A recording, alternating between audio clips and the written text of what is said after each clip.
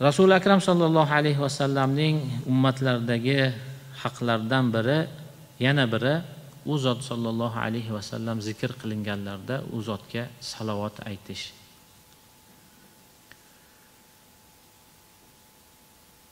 Ya'ni payg'ambar sallallohu alayhi vasallam ismlari bilan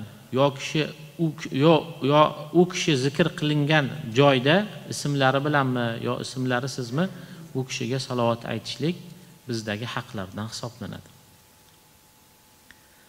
Bu haqda Alloh taolo ham Qur'oni Karimda marhamat qilib Innalloha va malaikatahu yusalluna alan nabiy ya ayyuhallazina amanu sallu alayhi va sallimu taslima deb bizga o'zi ham farishtalari ham payg'ambar sollallohu alayhi vasallamga salovat aytishlarini xabarini berib, bizga u zot sollallohu alayhi vasallamga salovat va salomlar yuborishni amr qiladi.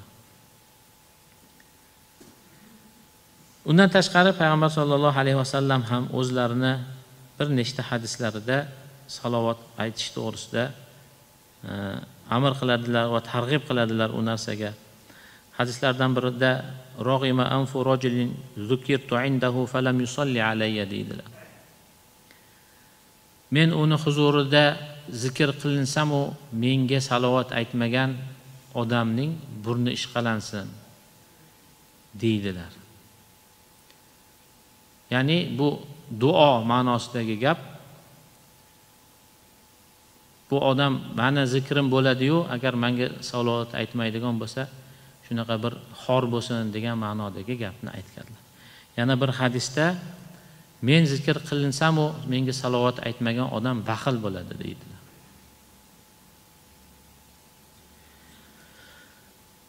U zot sallallohu alayhi vasallam yana bir hadislarda kim menga bir marta salovat aytsa, Alloh taolo unga 10 marta salovat aytadi deydilar. Yana boshqa bir rivoyatda unga 10 ta hasana yoziladi va 10 ta gunohi o'chiriladi deb ham keladi.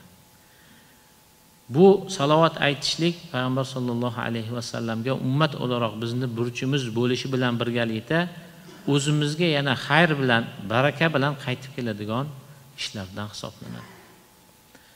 Salovat aytishga targ'ib qilingan hadislar juda ham ko'p.